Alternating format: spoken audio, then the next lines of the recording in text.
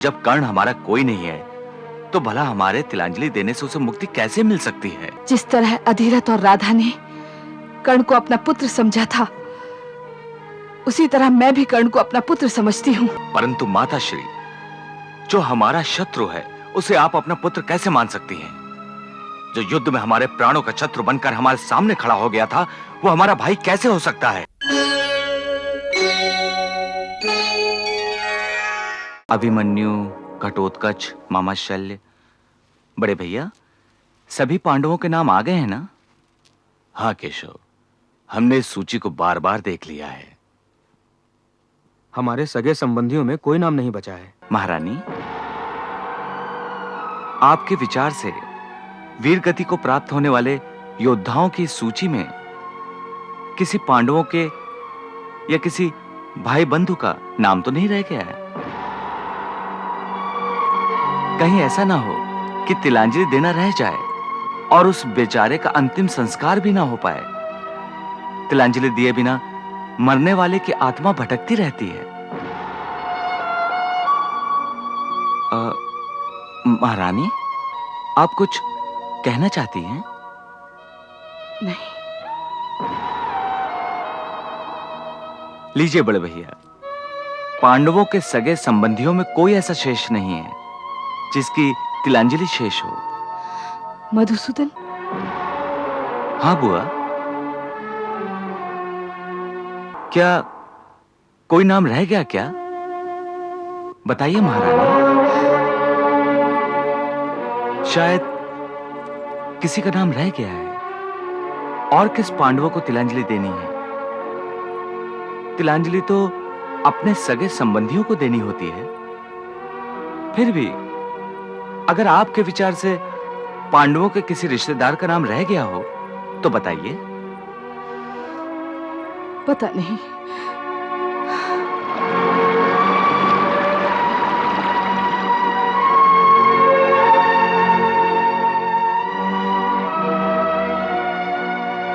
माताश्री, मैं कर्ण, आपका ज्येष्ठ पुत्र। तुम यहाँ क्या कर रहे हो? माताश्री, मैं आपसे याचना करने आया हूं। जिस प्रकार आप मेरी याद में व्याकुल हैं, उसी प्रकार मेरी आत्मा भी तड़प रही है। नहीं। हाँ माताश्री, हाँ। जिस तरह मेरे जन्म पर आपने मुझे नदी की लहरों के हवाले करके बेसहारा छोड़ दिया था, मेरी मृत्यु के बाद मेरी आत्मा को बेसहारा मत छोड़ो मां। मेरी आत्मा को बेसहारा मत छोड़ो, वरना मेरी आत्मा सृष्टि के अंत तक भटकती रहेगी। कर्ण, यदि मेरा बस चलता तो मैं अपने प्राण देकर भी तुम्हें हर दुख से बचाती, परंतु मैं विवश हूं। मैं तुम्हारे जन्म पर भी तुम्हारे लिए कुछ न कर सकी और तुम्हारे मरने पर भी तुम्हारे लिए कुछ नहीं करवा पा रही हूं। कर्ण, तुम मेरी विवशता को समझो। नहीं मां, नहीं, ऐसा मत कहो मां, ऐसा मत कहो। आप जानती हैं कि जब तक मेरी आत्मा को तिलांजलि नहीं दी जाएगी, तब तक मेरी आत्मा को मुक्ति नहीं मिलेगी। माताश्री, मेरे जीते जी तो आपने कभी मुझे अपना पुत्र नहीं माना। अब समय की इस बहती नदी में मुझे बेसहारा मत छोड़िए मां। मुझे बेसहारा मत छोड़िए। पांडवों को बता दीजिए कि मैं ज्येष्ठ पांडव हूं, मैं उनका भाई हूं। पर मैं अपने ही पुत्रों को कैसे बता सकती हूँ कि मैंने तुम्हें अपनी कौमार्य अवस्था में जन्म दिया था? कर्ण, मेरी विवशता को समझो पुत्र। ठीक है माताश्री, ठीक है। मैंने अपने भाइयों के लिए अपने प्राण त्यागे हैं। यदि आप चाहती हैं कि आपकी विवशता पर मेरी आत्मा जन्म जन्मांतर तक भटकती रहे, तो मैं ये बलिदान भी दे दूंगा मां। नहीं। अब तो मुझे अपना लो मां। नहीं। अब तो मुझे अपना लो, मुझे मुक्ति दिला दो माँ, मुझे मुक्ति दिला दो। तिलांजलि माँ, तिलांजलि, तिलांजलि माँ।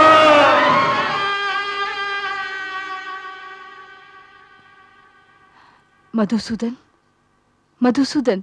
बुआ, क्या बात है? इतनी व्याकुल क्यों है आप? उसकी आत्मा बेचैन है, वो तड़प रहा है, मेरा कर्ण तड़प रहा है। मैंने उसे नदी के पास देखा था, वो मुझसे तिलांजलि देने की याचना कर रहा था। बुआ, आपने जो देखा है वो आपके हृदय की व्यथा थी, क्योंकि आप अपने आप को कर्ण का दोषी मानती हैं। इसलिए आपकी अंतरात्मा आपको चैन नहीं लेने दे रही है। बुआ, मैं देख रहा हूं कई दिनों से आप अपने मन पर ये बोझ लिए फिर रही हैं, इसलिए आप इतनी बेचैन हैं। क्या करूं, मां हूं ना आखिर। मां, तुम ही बताओ मधुसूदन, मैं कैसे अभागे कर्ण को अपना पुत्र कहूं? कैसे उसकी आत्मा को मुक्ति दिलाऊं? कैसे उसे तिलांजलि दिलवाऊं? बुआ, कर्ण की महान आत्मा को मुक्ति के लिए तिलांजलि की आवश्यकता नहीं है। हां बुआ, ऐसी महान आत्माएं शरीर त्याग करते ही मोक्ष प्राप्त कर लेती हैं। तो फिर तुम शिविर में मुझे बार बार कर्ण को तिलांजलि दिलाने के लिए संकेत क्यों दे रहे थे? इसलिए क्योंकि मैं चाहता हूं कि इस महायुद्ध में कर्ण ने अपने भाइयों के लिए जो अपने प्राणों का महाबलिदान दिया है, उसे सारा संसार जान जाए। विशेषकर उसके भाइयों को मालूम हो, जो अब भी कर्ण को अपना शत्रु समझते हैं, जो उसका तिरस्कार करते हैं। पांडवों का भ्राता उनके घृणा का नहीं, उनके प्रेम और आदर का अधिकारी है। काश मैं उस अभागे को उसका ये अधिकार दिला सकती। काश मैं लोकलाज का पर्दा हटाकर सबके सामने कह सकती कि कर्ण मेरा ज्येष्ठ पुत्र है। बुआ, अब इस सत्य को छुपाना कर्ण के लिए सबसे बड़ा अन्याय होगा। अब आपको इस सत्य से पर्दा हटाना ही होगा और सारे संसार को कर्ण का यह सत्य बताने के लिए कल तिलांजलि देने के समय से अच्छा और कोई समय हो ही नहीं सकता।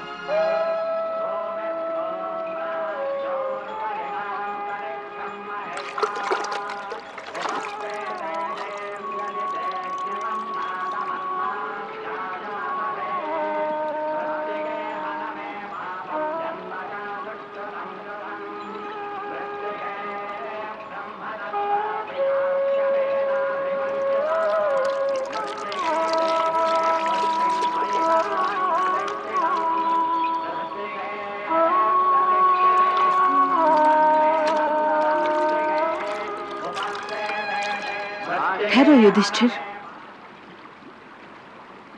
अभी तुम्हें एक तिलांजलि और देनी है। किसकी? माताश्री, अंगराज कर्ण की।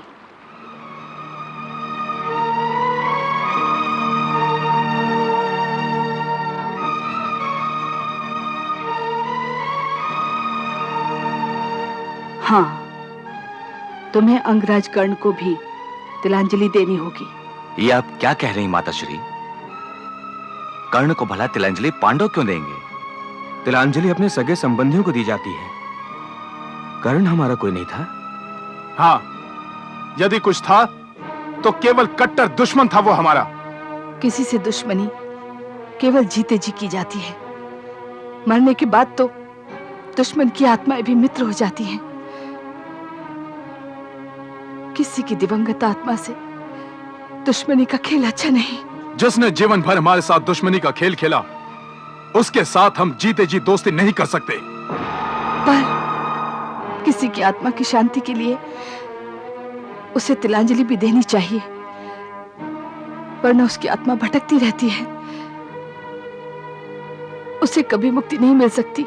माताश्री, जब तक मरने वाले का पिता उसका बड़ा भाई या बड़ा बेटा तिलांजलि नहीं देता, तब तक मरने वाले की आत्मा को शास्त्रों के अनुसार न शांति मिलती है और न ही मुक्ति।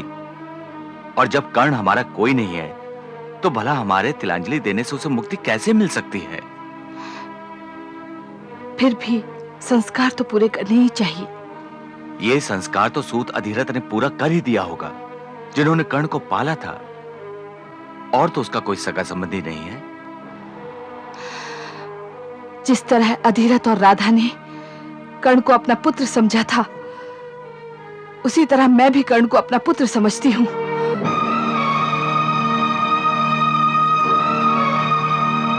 और इसलिए पांडवों को उसे तिलांजलि देनी ही चाहिए। परंतु माताश्री, जो हमारा शत्रु है, उसे आप अपना पुत्र कैसे मान सकती हैं? जो युद्ध में हमारे प्राणों का शत्रु बनकर हमारे सामने खड़ा हो गया था, वो हमारा भाई कैसे हो सकता है? हो क्यों नहीं सकता? क्या कर्ण ने बड़े भाई की भांति शत्रु की सेना में होते हुए भी तुम सबकी जानें नहीं बचाई थी? तुम सब युद्ध की वो बातें भूल चुके हो, लेकिन मुझे युद्ध की सारी बातें याद हैं। बताओ नकुल, बताओ सहदेव, क्या कर्ण ने तुम्हें जीवन दान नहीं दिया था? युधिष्ठिर, तुम्हें भी तो कर्ण ने जीवन दान दिया था। भीम, तुमने तो युद्ध में बड़े बड़े योद्धाओं को मार गिराया, लेकिन तुम भी कर्ण से हार गए। कर्ण चाहता तो तुम्हें भी मार सकता था, परंतु उसने तुम्हें भी जीवन दान दिया। कर्ण तुम सबके शत्रु दुर्योधन का मित्र था। वो दुर्योधन की तरफ से लड़ रहा था, परंतु उसने तुम सबको बारी बारी जीवन दान दिया था। बताओ, क्या कोई अपने शत्रु को जीवन दान देता है? फिर भी तुम सब कर्ण को अपना दुश्मन समझते हो। अपने पर उपकार करने वाले को तिलांजलि तक नहीं देना चाहते। वो उपकार नहीं था माताश्री। कर्ण अपने आप को बहुत बड़ा दानवीर समझता था, परंतु हमारे प्राणों का दान उसने हमें बिन मांगे ही दिया था। हम उससे भिक्षा लेने के बदले उसके हाथों मरना पसंद करेंगे। पर ये सोचना नहीं चाहते कि उसने ऐसा क्यों किया। वो घमंडी था। अपने आप को हमसे बड़ा साबित करने के लिए उसने हमें छोड़ दिया। ऐसे पाखंडी को हम तिलांजलि नहीं देंगे। नहीं, वो पाखंडी नहीं था। वो घमंडी था, पाखंडी था और हमारा शत्रु भी था। नहीं,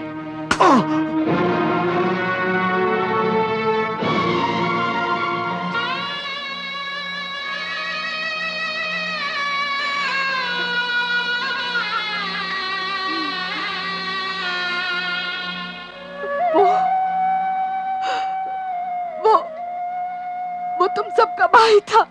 नहीं,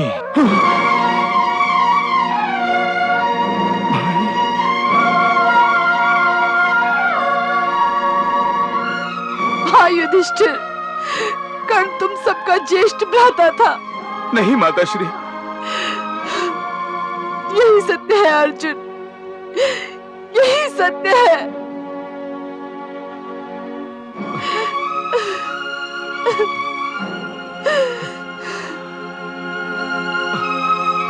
परंतु ये कैसे संभव है माताश्री? मधुसूदन, मधुसूदन, समझाइए इन्हें। पता नहीं माताश्री को क्या हो गया है। ये कैसी बातें कर रही हैं?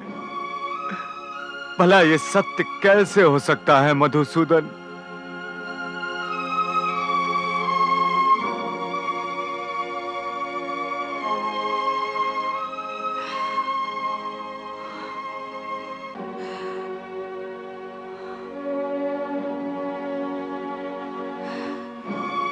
बताओ बुआ,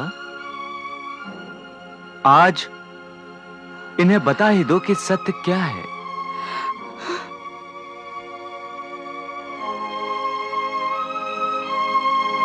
अब इस सत्य को ना ही छुपाया जा सकता है और ना ही छुपाना चाहिए।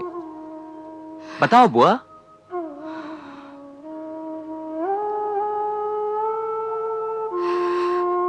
हाँ पुत्रों, यही सत्य है। मेरा अभागा कर्ण कौन्तेय था, ज्येष्ठ पांडव था।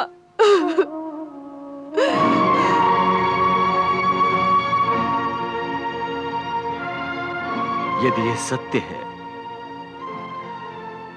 तो हम किसी को भी मुंह दिखाने के योग्य नहीं रहेंगे माताश्री।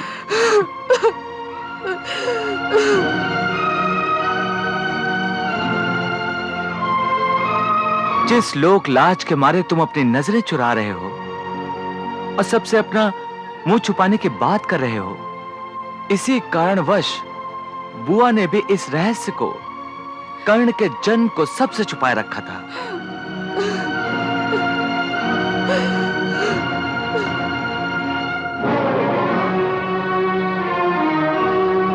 तुम सब यही सोच रहे हो ना कि बुआ ने कौमार्य अवस्था में कर्ण को जन्म दिया था? हाँ, यही सत्य है। परंतु जो बात तुम सोचकर अपना सर झुका रहे हो वो सत्य नहीं है। इसमें शर्म से सर झुकाने की कोई आवश्यकता नहीं है। अरे नादानो, बुआ गंगा मैया की भांति पवित्र है।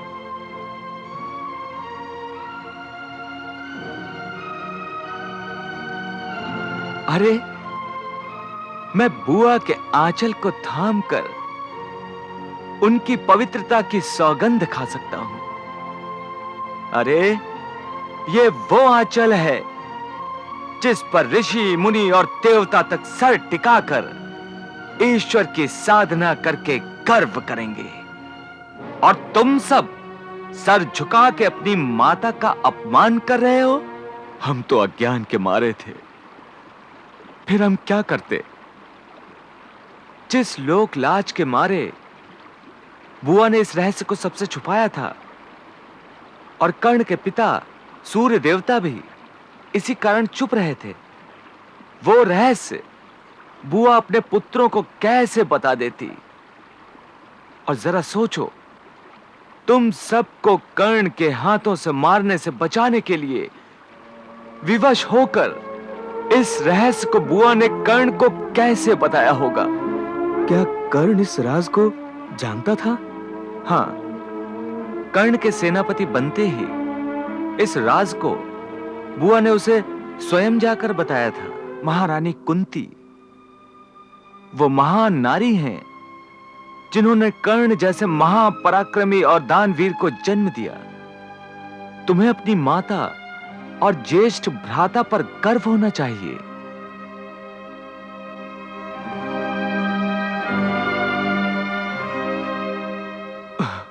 केशव, तुम तो पहले से ही सब कुछ जानते थे, फिर तुमने हमें बताया क्यों नहीं? अगर तुमने बताया होता तो हमारे हाथों अपने ही भ्राता को मारने का अधर्म तो ना होता। हे पार्थ, परंतु इस बात को बताने का अधिकार केवल बुआ को था, और जब स्वयं बुआ इस बात को छुपा रही थी तो मैं कैसे बता सकता था? चलो, अपनी मां से आशीर्वाद ग्रहण करो और अपने ज्येष्ठ भ्राताश्री को तिलांजलि दो। चलो। माताश्री, हमने आपको अनजाने में गलत समझ लिया। हमारे इस अज्ञान के लिए हमें क्षमा कर दो।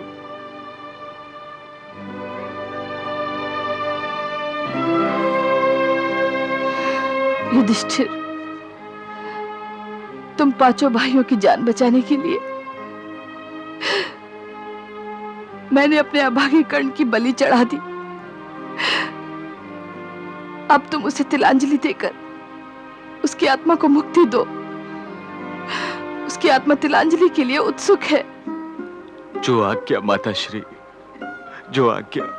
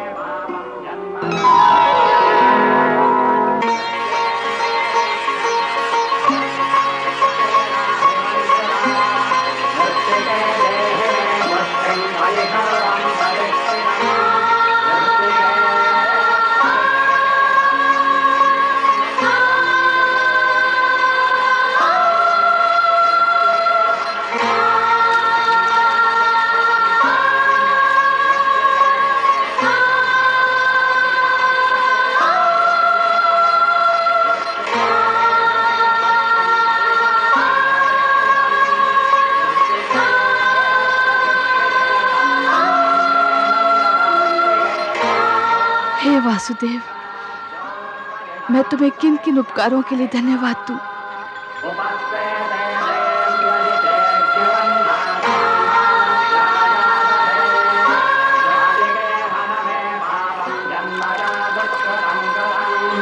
Let's